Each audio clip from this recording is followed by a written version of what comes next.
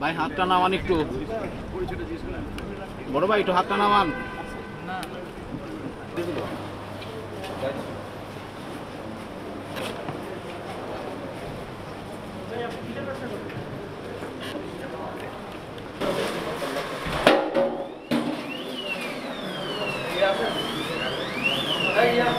আমরা একটা তথ্য পেয়েছিলাম যে এই যে হোটেল সারিনার পাশে যে প্রিয় প্রাঙ্গণ যে ভবনটি, এটি হচ্ছিল গত যে ছাত্র জনতার আন্দোলনে গণহত্যা চালানো যে অবৈধ ফ্যাসিস্ট হাসিনা সরকারের একাধিকবারের বিদ্যুৎ ও জ্বালানি প্রতিমন্ত্রী নসরুল হামিদ বিপু সাহেবের এই বিল্ডিংটি।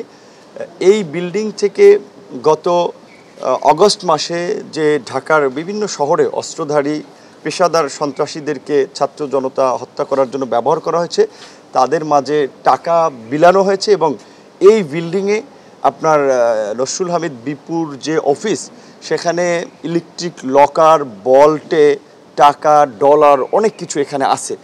এটা আমরা জেনেছি কার কাছ থেকে?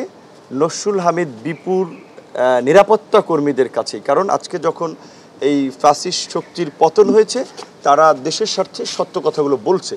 এই কথাটি জানার পরে আমরা পুলিশের আইজিপি মহোদয়কে জানাই এবং সামরিক বাহিনীর বিশেষ করে ঊর্ধ্বতন কর্তৃপক্ষকে আমরা জানাই যে এই বাড়িতে অভিযান চালালে হয়তো এই গণহত্যা চালানের আলামত কিংবা অবৈধ অর্থ সম্পদের খোঁজ মিলতে পারে। তো প্রশাসন আমাদের কথায় সাড়া দেয় এবং আমরা যেহেতু তথ্যটি দিয়েছি, কাজেই যারা আমাদেরকে তথ্য দিয়েছে তাদের সহ প্রশাসন এখানে এসে অভিযান চালাচ্ছে। সাসপেক্টেড ফ্লোরগুলোতে তারা যাচ্ছে এবং আপনারা নিচে দেখেছেন যে কয়েকটি ফ্লোর থেকে ইলেকট্রিক বল্ট নিচে নিয়ে এসেছে এবং কয়েকটি ফ্লোরে সিন্দুক পাওয়া গেছে। এখানে অভিযান চালাচ্ছে, এখানে ম্যাজিস্ট্রেট আছে, পুলিশ এবং র্যাবের সদস্যরা আছে। আর যেহেতু আইনশৃঙ্খলা পরিস্থিতি পুরোটা বর্তমানে স্বাভাবিক না, পুলিশি ব্যবস্থাটা পুরোটা এখন পর্যন্ত কার্যকর হয়নি, কাজে এরকম একটা গুরুত্বপূর্ণ অভিযানে স্বাভাবিকভাবেই দেশের ক্রান্তিলগ্নে সেনাবাহিনী যেভাবে সহায়তা করেছে, এখানেও সেনাবাহিনী সেই সহায়তাটা করছে। তো এই অভিযানটা সম্পন্ন হলে হয়তো আমরা জানতে পারবো যে এখানে কি কি পাওয়া গেছে এবং এটার হয়তো যারা প্রশাসনিক দায়িত্বে আছেন তারাই বলতে পারবেন। আমরা জাস্ট তথ্য দিয়ে সহযোগিতাকারী জনতা হিসেবে আমরাও আগ্রহের সাথে আছি। ওখানে আমাদের যাওয়ার অথরিটি নেই, ওখানে দুইজন ছাত্র প্রতিনিধি, এই ছাত্র আন্দোলনের যারা সমন্বয়কের দায়িত্ব ছিলেন তারা আছেন এই প্রশাসনের সাথে, আর যিনি সোর্স তিনি আছেন। তো তারা এখন ফ্লোরে ফ্লোরে ঘুরছেন, বিভিন্ন আলামত সংগ্রহ করছেন।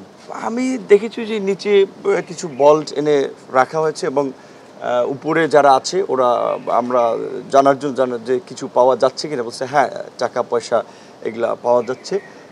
আর ওখানে আছে ঢাকা কলেজের ছাত্র আন্দোলনের সমন্বয়ক ছিলেন নাজমুল, প্রাইভেট বিশ্ববিদ্যালয়ের ছাত্র সমন্বয়কের দায়িত্বে আসাদ বিন রনি এবং যে সোর্স ওনারা মানে অথরাইজ হিসেবে। এবং আপনারা জানেন যে বিশেষ করে এই তথ্যটি আমরা 12:30টায় প্রশাসনকে অবহিত করার পরে তাদের একটা প্রতিনিধি এখানে আসে, কিন্তু আমরা লক্ষ্য করেছি যে তারা অভিযান চালাতে ব্যাপক গড়িমসি করছে এবং একজন আরেকজনের দিকে ঠেলছে যে কে অভিযান চালাবে, কার অথরিটি, কার এখতিয়ার।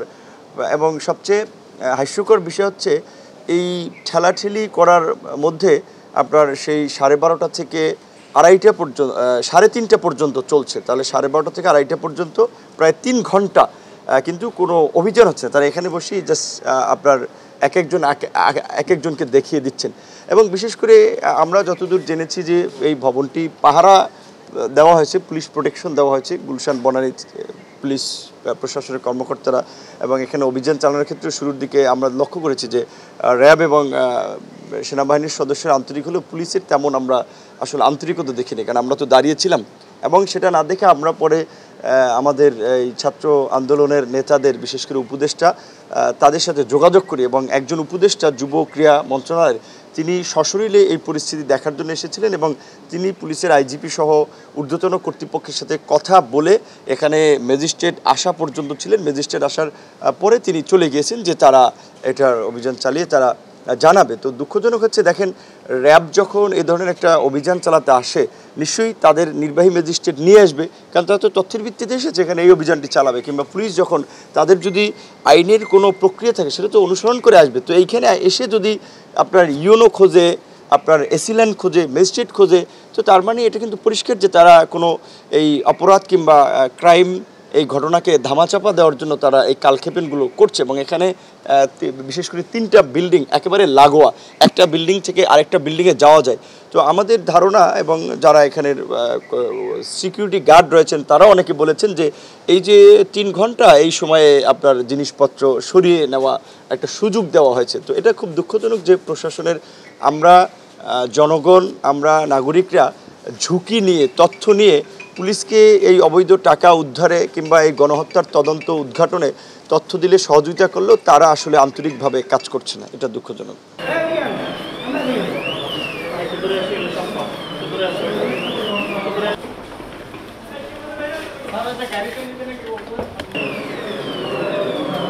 এটা